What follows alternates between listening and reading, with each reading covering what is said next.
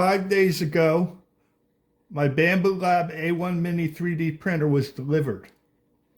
I did about 20 or so prints going through one spool of gray PLA Basic and starting a second spool of Jade White PLA Basic filament.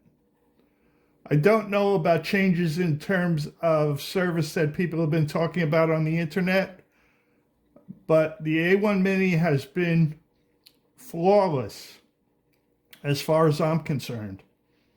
Without a single fail so far. It's printed mostly simple builds, but a few more complicated. It had me lubricate the Y rail or axis, but I haven't even cleaned the print bed at all yet, and I've had no problems with adhesion. So I printed some plastic scrapers like this. I printed a bunch of them when I ran out of gray. When I was running out of gray, these only use like 2 grams each. And you can see this one got a little dull. This one got a little dull at the end. So I retired it. I printed a pair of self-closing tweezers. These are not too strong, but they're good enough to pick up like small screws. So they're good. I printed a portable pill holder that came out very nicely. So these things are printed from the online maker world, and you just select the item you want to print and it prints it. And it's pretty simple. And I also have FreeCAD that I use to design things. So next up, I printed this sliding number puzzle. And I'm going to give this as a gift to somebody. And this printed, amazingly, this printed in place. Actually, there's this box is separate, a separate print. And then the sliding numbers, they won't fall out, but it's easier to use them if they're in the box or on a flat surface. So this prints in place. That means everything prints exactly like you see it. And then it just works. When you scrape it off the print bed, it works. Everything moves. I think 2 of them didn't move. 2 of the squares didn't move. And I just pressed them a little and pushed, and they broke free. So yeah, there's that. Then I printed these battery containers or battery boxes. These are 9-volt battery boxes, and they hold 10 batteries each. And I printed 2 of these. I use the batteries for my compass motors, and the compass motors work best when the batteries are fresh. So I keep the fresh batteries in the original packaging, and the batteries that are partially used, I'm storing in these. So I have about 15. I do have exactly 15 9-volt batteries here that are good enough to use like in a transistor radio or any electronics project, but not quite powerful enough for the compass motor.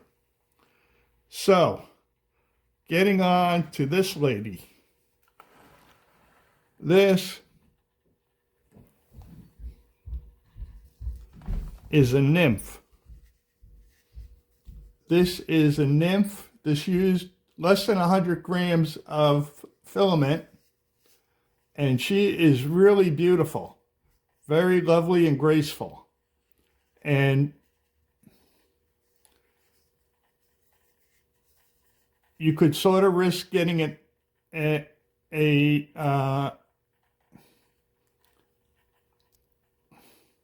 you could sort of risk getting what's that guy's name who starts with a P? I forget his name. Pygmalion. You could get a Pygmalion complex because the detail on this is really good.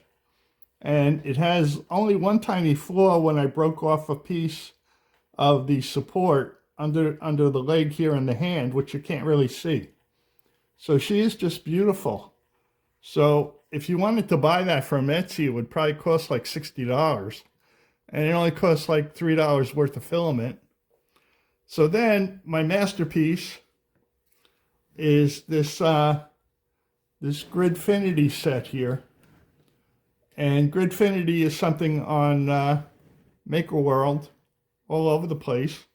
And this is a USB cable support, USB cable storage assembly.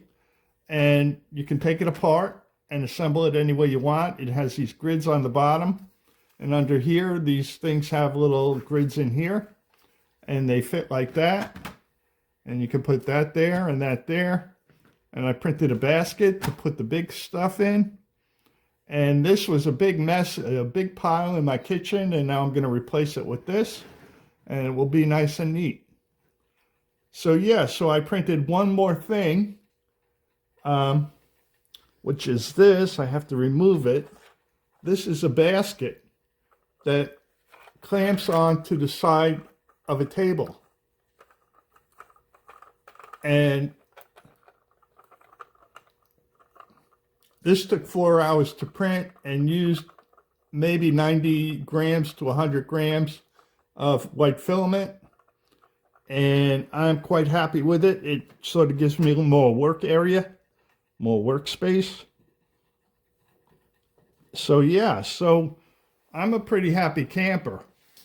So again, I don't know about the terms of agreement, the terms of usage and all, and whether Bambu Lab is going to limit people's ability to use their 3D printers. But it definitely isn't going to affect the A1 for some time, the A1 Mini for some time. So in summary, I really have enjoyed using this 3D printer. It has sort of unleashed my inner creative spirit, and it's a total distraction from the compass motor experiments. I've also ordered some clear PLA filament so I can print small drawers that are stackable, and you could see what's inside them. And I did also print the structure for my compass motor, so a motor housing that's about 13 inches tall. And that took almost half a spool of filament, half the first spool of filament. So I'm only on my second spool of filament. I used about 250 grams of the second spool of filament to make this, and the little clamp-on basket for the table. So yeah, so thanks for watching and stay tuned.